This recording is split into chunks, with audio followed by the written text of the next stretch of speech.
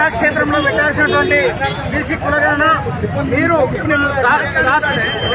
దారుణమూతులన్నట్టు మీ దగ్గర పెట్టుకొని రహస్యంగా ఉంచినందుకు దాన్ని కోర్టు కొట్టివేసింది.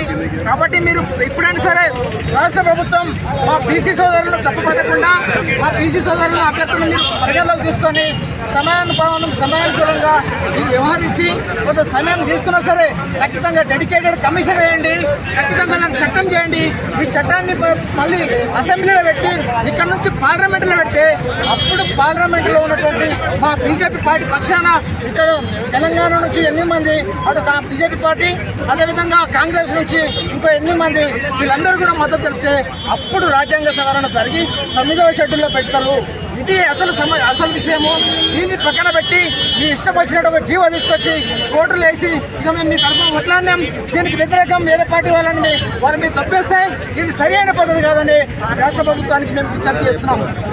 నిజంగా బీసీలకు దక్కాల్సిన వాళ్ళ జనాభా ప్రకారం ఎంపెరికల్ డేటా సర్వే చేయించి ఆ డేటాను ఎక్కడ దాచుకున్నారు? మేము బీసీల జనాభా ఎంతుంటే అంత రిజర్వేషన్లను నిజంగా కూడా అమలు చేయనప్పటికీ 42% రిజర్వేషన్ ఇచ్చినప్పటికీ కూడా బీసీలు ఆమోదించారు, యాక్సెప్ట్ చేశారు. నిజానికి 60% పైన ఉన్నటువంటి బీసీలకు 42% రిజర్వేషన్లు ఇచ్చారు, అందులో ముస్లింలను కలిపారు.